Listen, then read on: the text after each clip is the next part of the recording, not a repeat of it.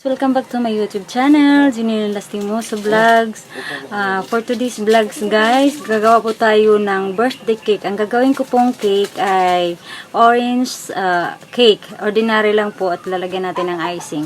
Pero bago po ang lahat yan guys, mag-prepare muna tayo ng ating mga ingredients. At kung bago pa po kayo sa aking channel, paki-subscribe na lang po at saka like at saka comments at pwede po nyong i-share. Okay guys, so watch out guys!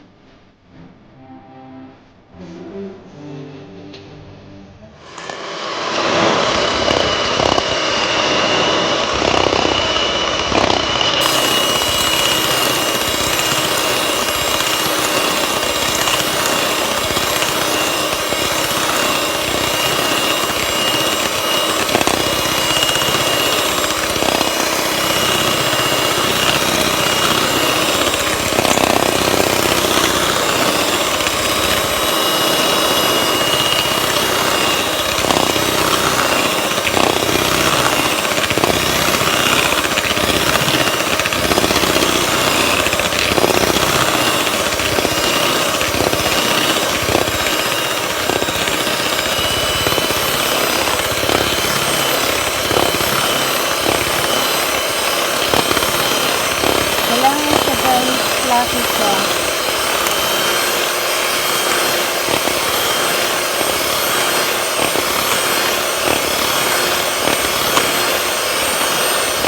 May nagbabubbles ba?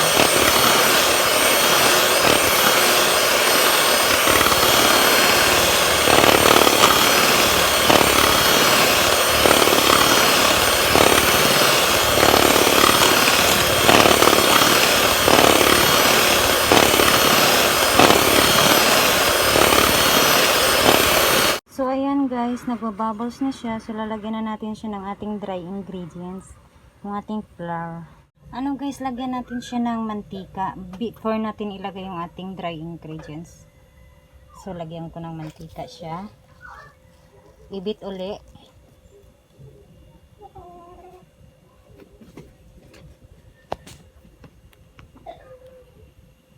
Ibibit natin siya uli.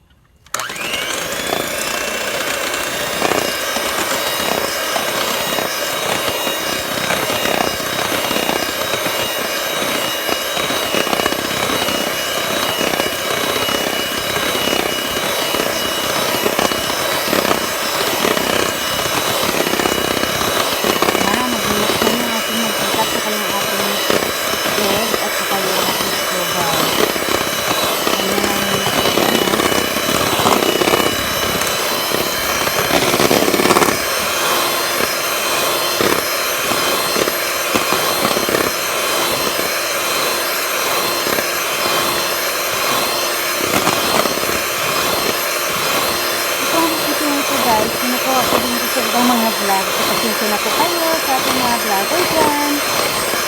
Tinatry ko din yung mga recipe. So, ang tawag ng recipe nito, Moroccan orange cake talaga siya. Sinuha ko ito sa ibang mga vlogger.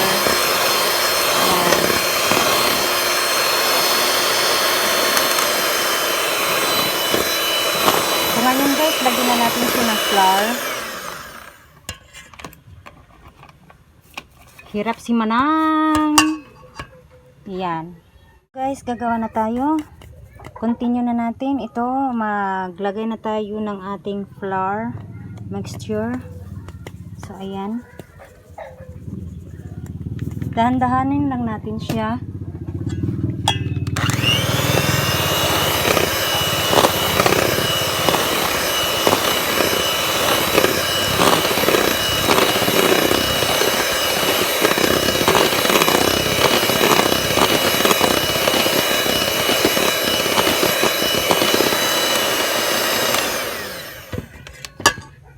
$100 lang kasi ako guys, kasi alam nyo na first timer.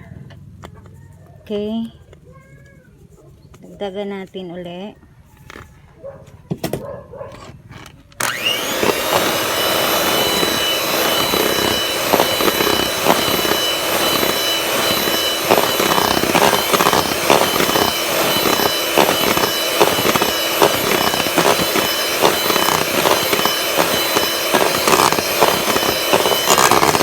Maganda ito guys pag ang flavor niya talaga is fresh na orange, yung balat niya, yung zest niya, yung sabaga, maganda talaga yun, mabango yung ano niya, cake niyo. Kaso ang ginagawa ko lang is ano lang, yung tang orange, ititimpla ko lang yun sa 1/2 na tubig para maging flavor niya siya. Ayan.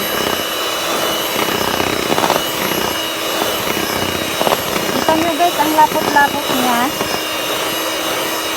Lagyan natin ito mamaya. Pag na-mix na lahat, lagyan natin ng orange juice.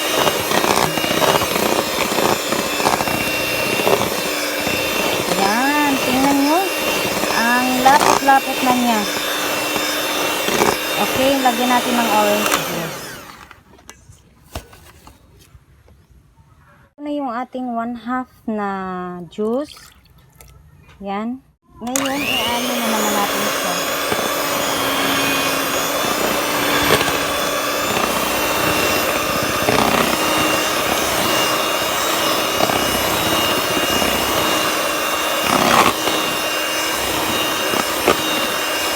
So, ito na guys yung result. Ilagay na natin siya sa ating tube pan. Saka na natin lutuin.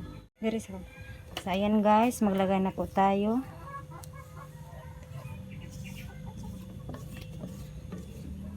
Napakalaki sa aking plato.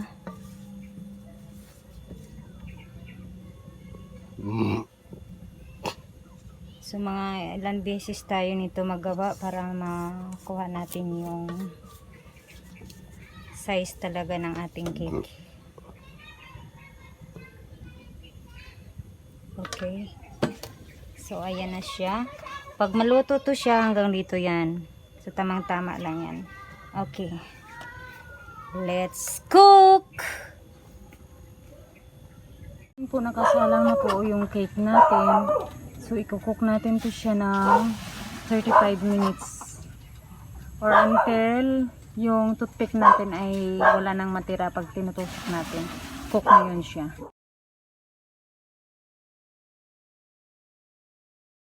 Ito na po yung kalabasan ng ko. Sinsya na, first timer po.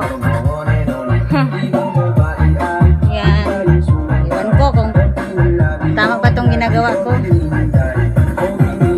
At least, I try my best.